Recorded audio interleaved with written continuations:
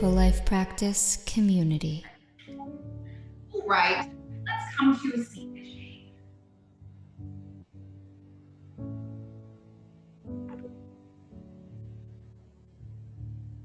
You might be comfortable on a cushion or on yoga blocks. You can put one hand on the heart and one hand on the navel.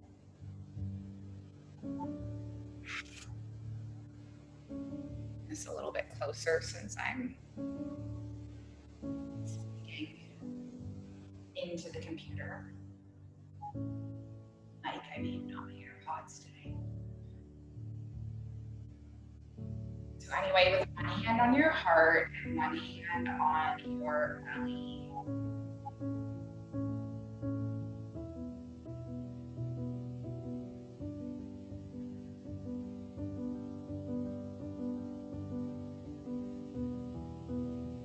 Connect with your breath.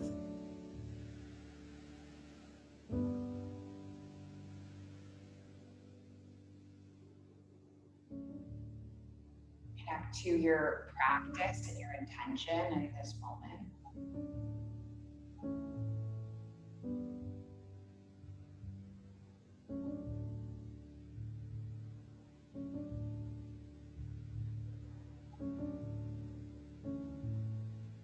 And decide what you want to get out of this hour, whether it's a practice of coming home or something else entirely.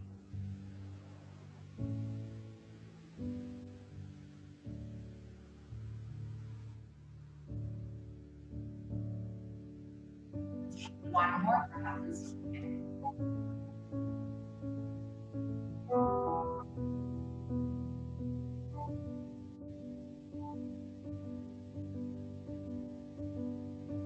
And then just take a breath in. Sweep your arms up towards the sky. Let's interlace the palms and then reach them over to the right. Breathe into the left side body.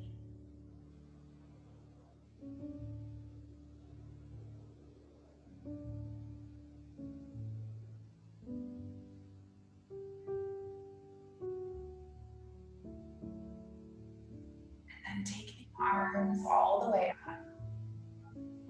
Stretching over to the left, breathing through the right side body.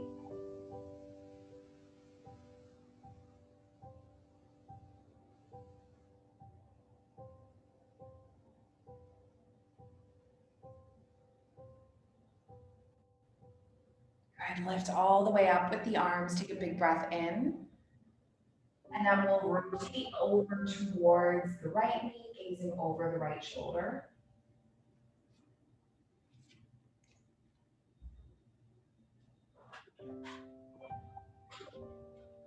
Just realize in my struggle to get the AirPods working that I didn't turn on my lights. Come all the way back through center, and then let's rotate the other way, so over to the left.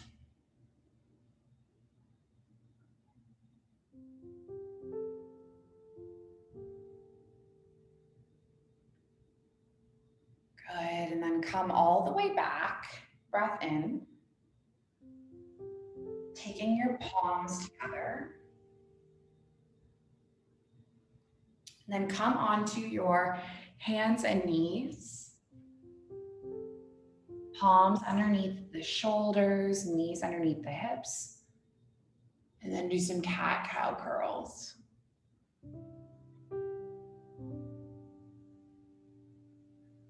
Just kind of warming up and waking up through the spine.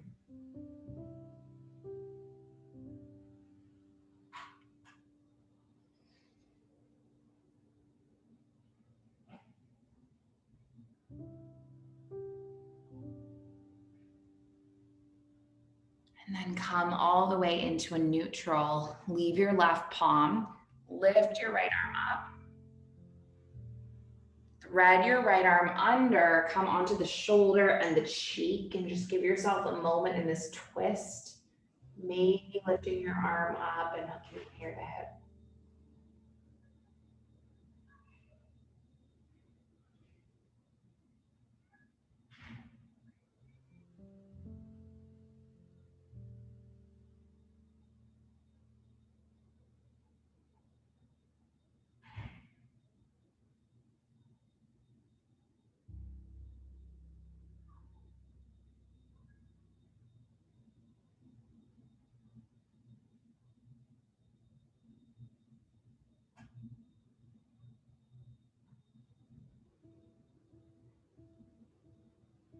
And come all the way back around with the left palm and then the right palm. And then let's twist the opposite way. So let's take our left arm up and then thread our left arm underneath the body. Lift the right arm up. Leave it around, tuck it near the hip.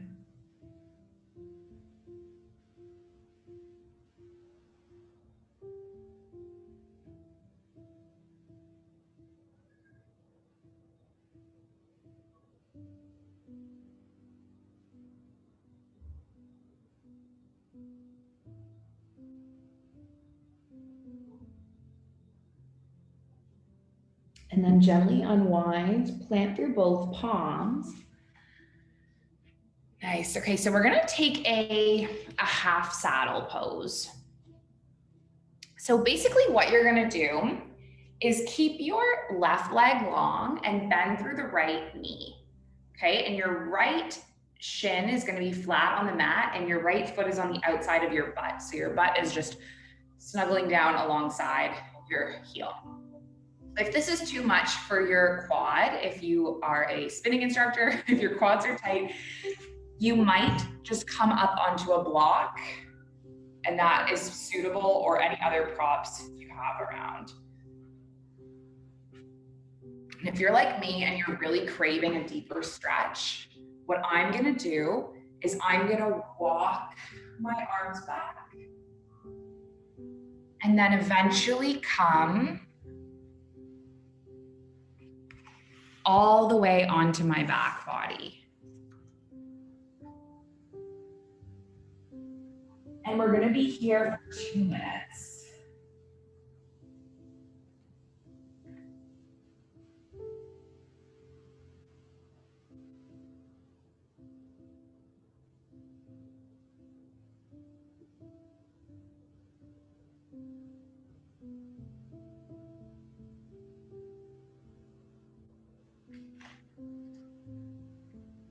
And know that there's no better or worse version of this pose. So you do the variation that works for you.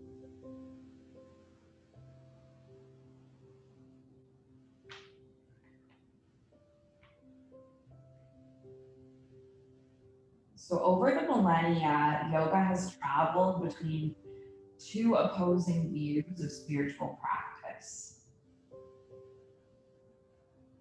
And in one view, the world is flawed and the individual, an aspect of a flawed world, is flawed. And yoga practice is meant to transcend our flawed nature. And in the other view, everything is already okay. And our practice is meant to remove our blocks from seeing. Now, this may seem like semantics, but in fact, nothing could be more important to sort out before the beginning of a spiritual practice.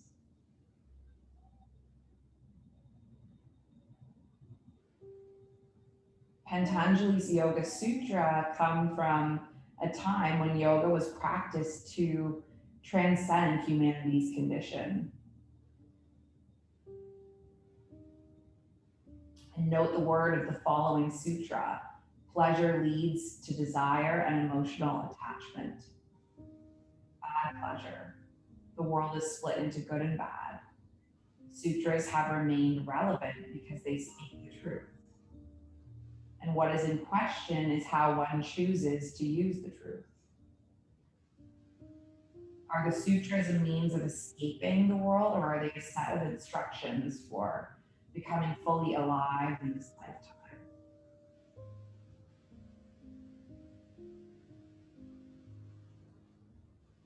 Take another breath.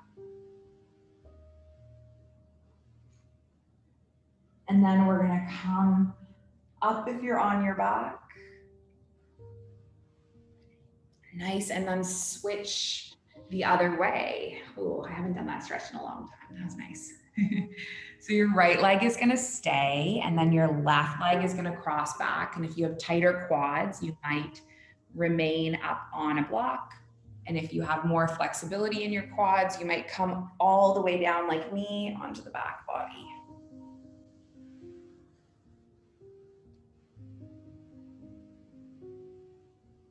So I am of the mind that everything is already okay.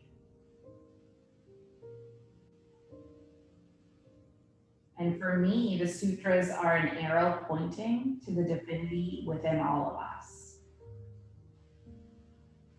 It is a given that in asana practice, we do not disavow any aspect of our experience or our physicality. Rather, we progressively embrace what is real for us so that we may find health and harmony.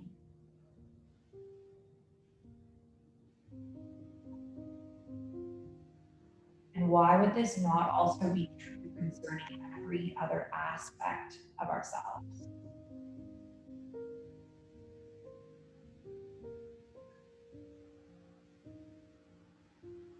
And as you go deeper into the Yoga Sutras, spending time with superlatives and ideals, remember that you are doing this study in order to remember yourself, to come home to all of you.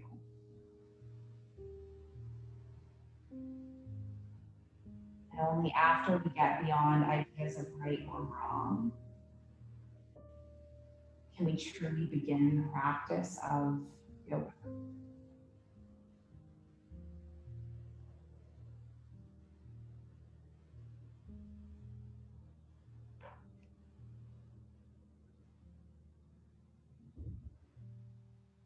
Take a few more breaths.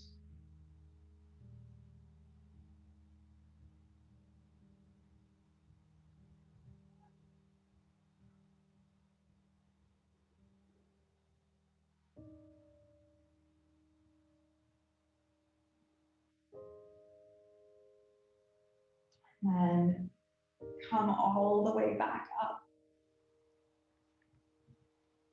Uncrossing the leg. You just wiggle your way out.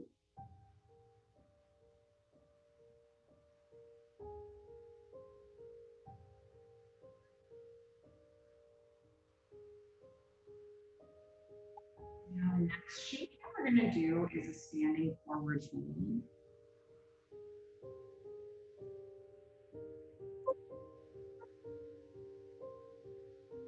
So you're going to come up onto your feet. And I'm going to give you a couple of options. You can do this practice just like neutral, gripping opposite elbows. Or you might do what I prefer to do and walk your body towards a wall. I've gotten into this practice lately as it just kind of pulls me a lot deeper, lets me get a deeper hamstring stretch, but it's totally an option. Let's see if I can read my book well in this shape.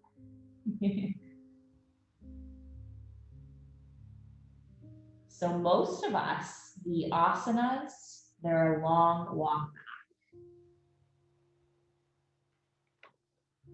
And I spent years on the yoga mat thinking that this practice was not for me. Because as an athlete, I had had a very physical past. As my practice has deepened though, I've become aware that I have had to start where everyone else starts, with my relationship to the universe, my body, and to everything else. And the fear that separates me from myself, from God, and from others, it separated me from my body as well. And I realized the truth of this when I finally got to the point where my practice was no longer about the results. And as long as I was practicing to get somewhere, I was not able to understand what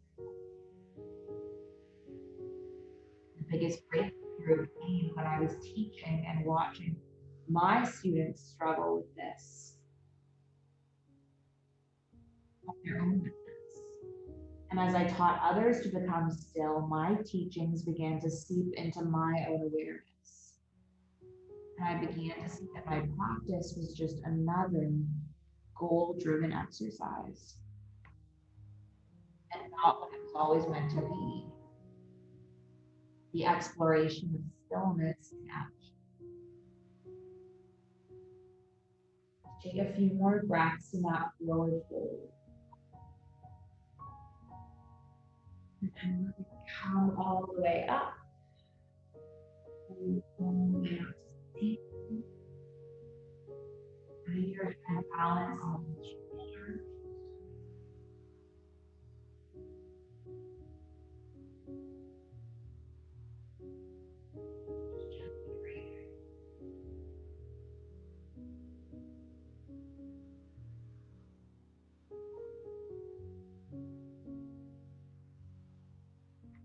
And come all the way to sit on the mat. This has become a hip opening class. Cuddling class. Great. Extend your right leg long. And then take your left foot and you're going to step it across so you're on the outer edge of the left foot. And you can either stay just like this, or you might cross your bottom leg as well. And then I'm going to open the arms into cactus arms. And then wrap the right arm underneath the left, weaving the arms together. Either high-fiving or gripping opposite shoulders. Coming into eagle arms.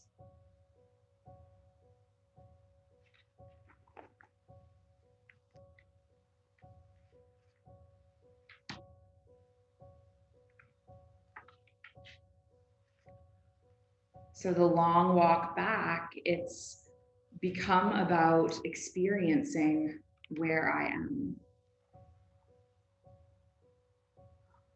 It's about remembering my feet in a posture where my focus is elsewhere. It's learning to delight in the how and when as opposed to the why.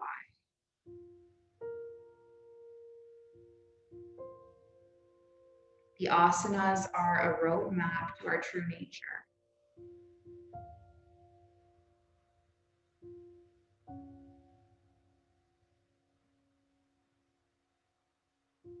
And in T.E. White's children's classic, The Once and Future King, Merlin educates the young author by turning him into one creature after another, so that he may better understand the various aspects of his own nature. And this is the journey of the asana. You learn to be calm and still in action.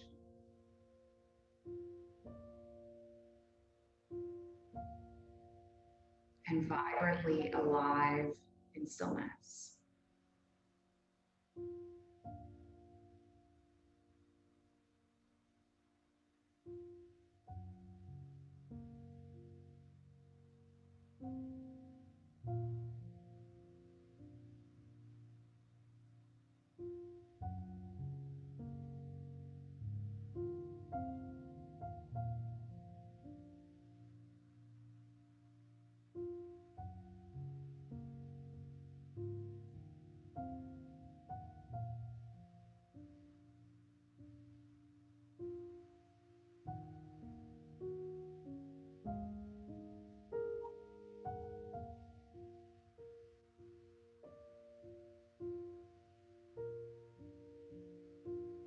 Take 5 more breaths.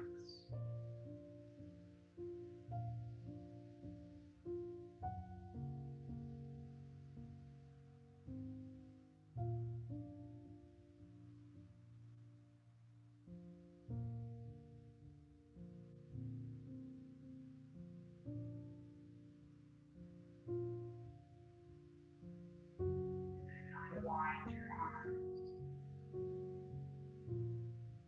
Unwind your legs. And just rock your release from side to side.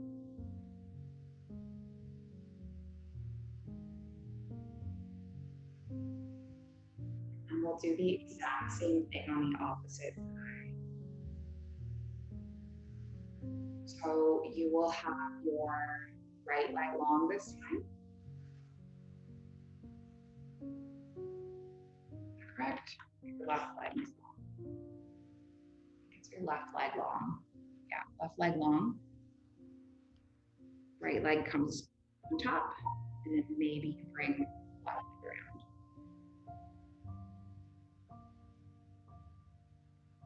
I'm thinking to myself, I'm like, is this right? Have we done this side before? Do you guys know?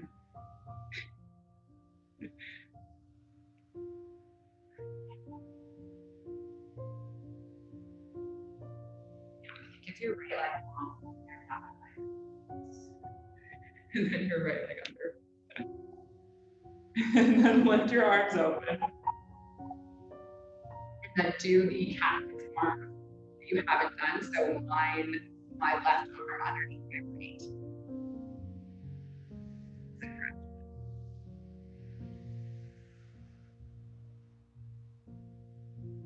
Now that I've successfully confused you, read you another passage from my book.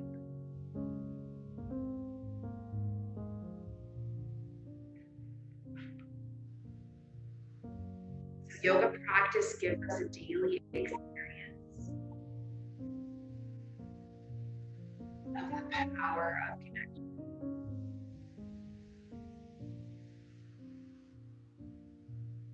We come to the mat fresh from a culture that teaches us that safety is found in separation and disconnection. And if we believe that what happens in one school system doesn't affect another school system, if we believe that what happens to one gender doesn't affect the other, if we believe that what happens in one part of the world doesn't affect the rest of the world, we can convince ourselves that we are safe.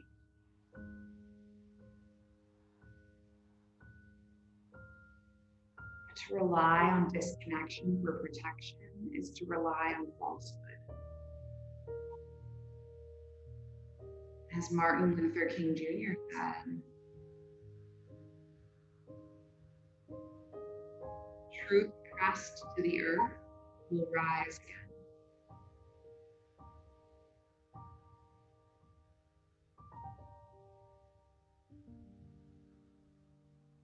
Deep within ourselves, we know the truth.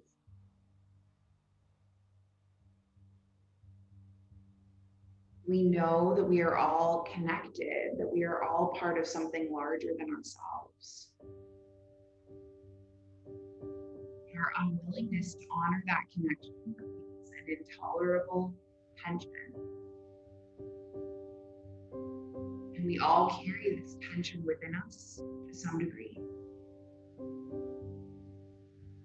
When we step onto our mats, that tension manifests in our relationship with our bodies. The body at the beginning of the practice is a catalog. My shoulders hurt today. I haven't get enough sleep. My legs are tight. I haven't been here for a few weeks, and I'm really pushing. We arrive on our mats with deep value.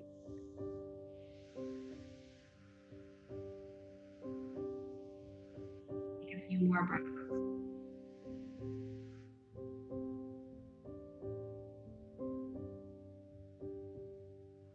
And unwind the arms.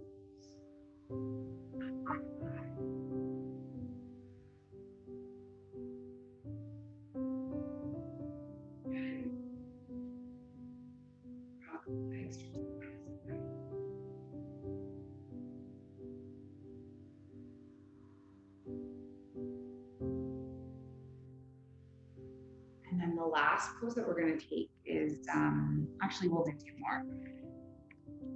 The last one before we do legs up the wall, it's going to be a butterfly with our knees open, and I'm going to invite you, if you want to join me, I'm going to place a block between my feet, just to kind of deepen that stretch. You don't have to have one if you don't want to. You don't have a block, you can get mindful life practice.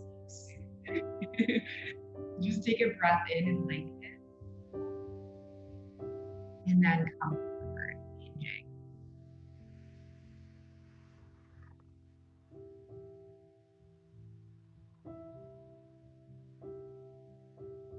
So a half hour into class, I pause and I invite my students to take a moment to connect to the improved state of their bodies.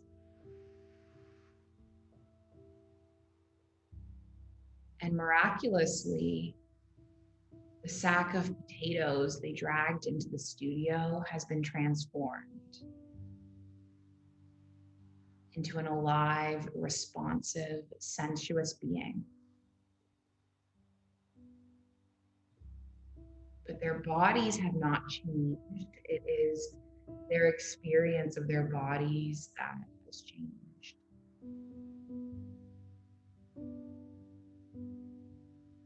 Their practice has broken through the layers of falsehood.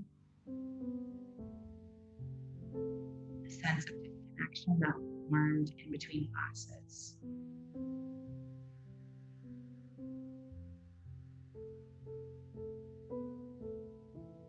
As we practice yoga, the intelligence of our minds enters into an ancient dance with the intelligence of our bodies. We become integrated once again.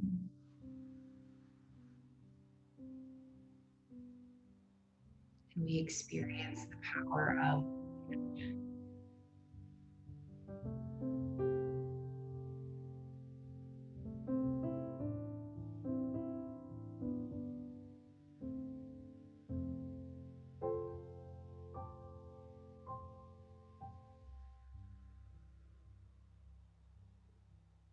Just take a few more breaths in this forward movement.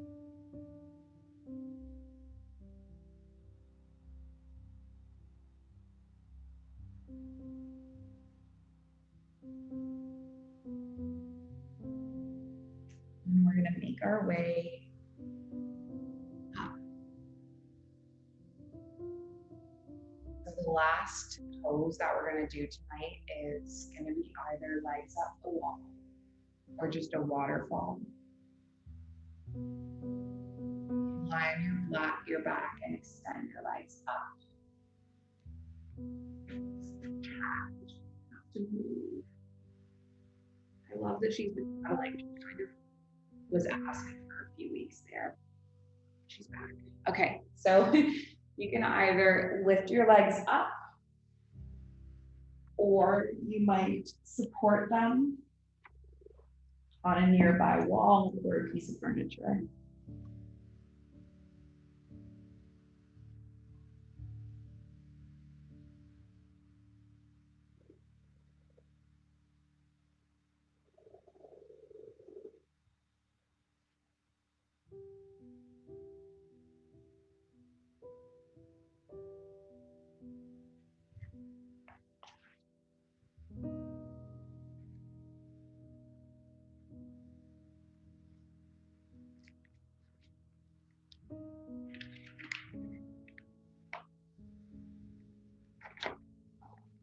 So I've chosen to use a couple of different translations of the two sutras devoted to asana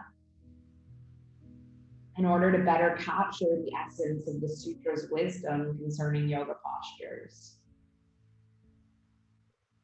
And in this translation, we get a better sense of the aims of asana as a practice. Asana are described as improving the body, the mind, and the spirit.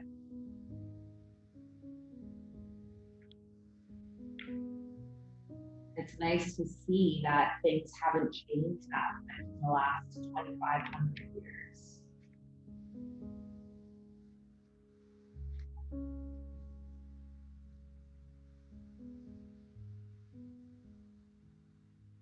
We encounter our first obstacle to asana off the mat And it comes up in the form of our endless array of reasons for not practicing today. I generally practice first thing in the morning just for that reason. Because as the day goes on, I'm at increased risk of talking myself out of it. And I know all the excuses and then some. And so I tell my students, plan your week around your practice sessions. Develop yoga bodies and make yoga dates. Do a little yoga a lot instead of doing a lot a little. Apply the yamas and niyamas on the mat. Buy some cool yoga clothes, get the props you need, buy a good mat, make it fun. Go to weekend workshops if you can, take a yoga vacation. You don't need to make yoga practice your life, but you do need to make it part of your life. If the opportunity you have been given, respect that it is due.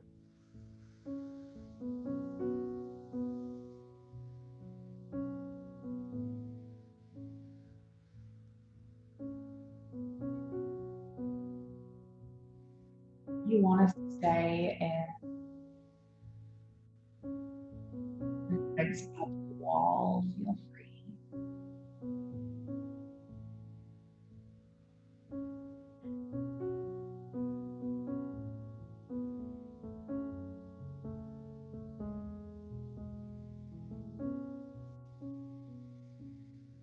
Want to stretch out into a shavasana or come into any other pose for a meditation practice, feel free.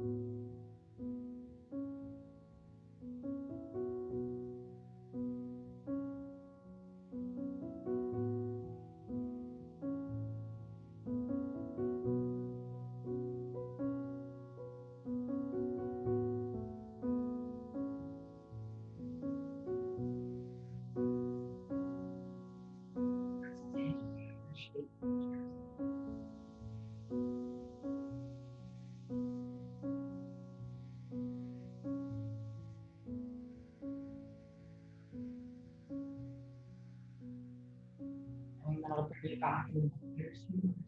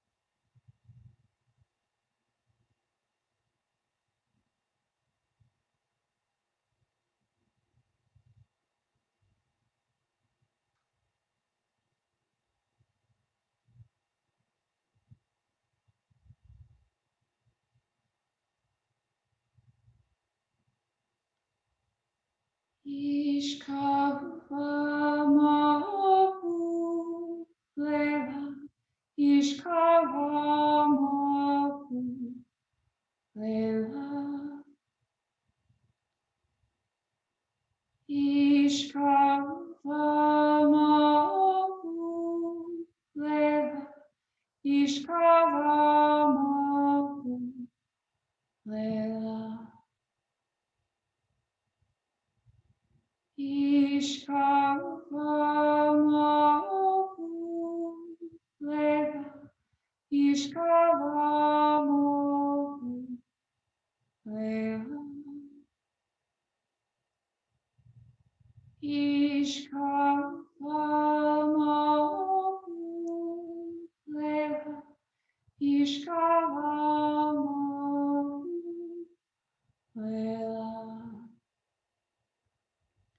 your fingers and your toes a little wake up wiggle. Stretch through your body, fingers through toes. Knees into chest, giving your body a sweet little hug. And then just gently making your way up and over to your seated cross-legged shape with your hands at your heart center.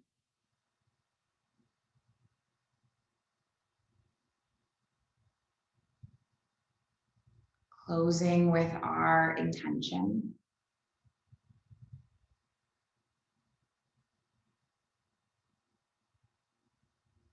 Our practice remains steady and our efforts continuous, and our yoga serves and benefits all beings everywhere. May all beings be safe and happy and healthy and free, and may the thoughts and actions of each of our lives contribute towards this. So we'll finish with an Om sound, and we'll inhale and exhale, and then inhale through to make the Om. So taking a breath in, and then a breath out, and a breath in.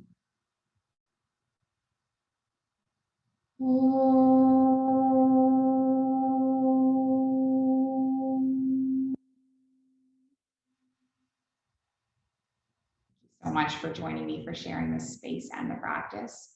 The light in me, it sees and it honors the light in you. Namaste.